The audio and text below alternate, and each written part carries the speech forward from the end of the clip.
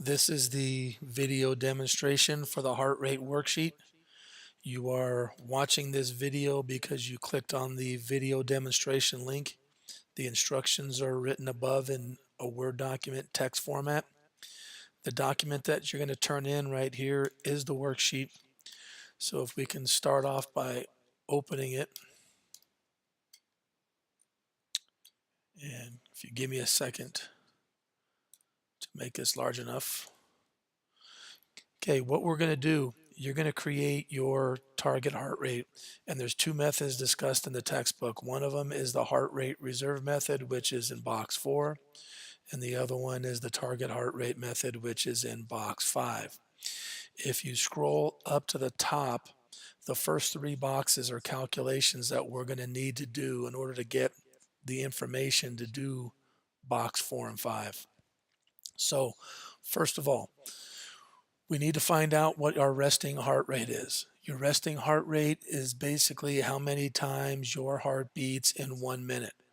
Now, your textbook recommends a 10-second count for a couple of reasons. Number one, it's shorter, but number two, and most important, if you're exercising and you stop exercising to get your resting heart rate, if you wait over the course of 60 seconds, your heart rate will drop down and you will not get an accurate count. This is one of the reasons why all the new technologies, the Fitbits, the heart rate monitors are very, very efficient.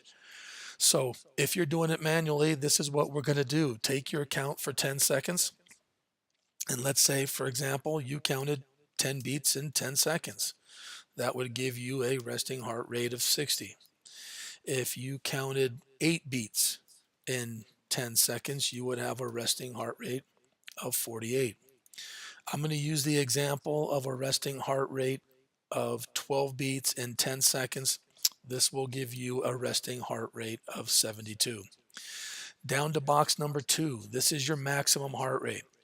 Your maximum heart rate is simply a number that we take for your age to use for calculations to try to get what your target should be.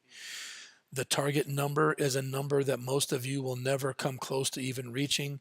You're not going to have a heart attack if you get to that number, but obviously by subtracting your age, we're going to basically lower the target number for older adults every year we get a little older. So if you are 20 years old, you have a maximum heart rate of 200. If you are 25 years old, you would have a maximum heart rate of 195. I'm going to just make up a silly number here and pretend you're 32. That's going to give us a maximum heart rate of 188. The next down is the heart rate reserve box. The heart rate reserve box just asks you to take your answers from the first 2 boxes. The heart rate reserve is the difference between what you start at resting to what your maximum is. This is going to be the amount of beats that we have, and we will calculate a percentage from those. So if you do the calculation of 188 minus 72 in this example, your heart rate reserve is 116. This is simply telling us that you have 116 beats in between where you started and what your maximum is. Obviously, most of you will have different numbers in these categories. So now that we have the information, let's punch it into the boxes. We have 116 here as an example for our heart rate reserve, and we have 72 beats in here for our resting heart rate. If you look at the calculation for box number 4, we are simply going to follow our order of operation from left to right to find out what our lower limit and what our upper limit heart rate numbers are going to be, and the target zone should be somewhere right in beside around halfway there. So mathematically, if we take the heart rate reserve of 116 and multiply it by 0.5 or 50%, and then add back where we started, That's going to tell us that our lower limit heart rate number is 130. According to this method, using these parameters, you're not even starting cardio until your heart rate gets to 130. Anything below 130 is considered moderate or low activity, not cardio. In the next box, we're going to take our 116, we're going to multiply it by 0.85, which is 85%. Add back your resting heart rate, and we're going to know that our upper limit is 170 beats. Most of the time, you will not get to 170. If you do get to 170, it'll be very short-lived because your aerobic metabolism, which is called the oxidative metabolism in the textbook chapter 3, will basically not be able to keep up, and the majority of the activity will be anaerobic or non-oxidative according to chapter 3. And if you read through it, you'll know that our anaerobic metabolism only lasts for a short period of time. So, as an example, if your resting heart rate was 72, you start walking, it'll go higher. You walk faster, it'll go higher.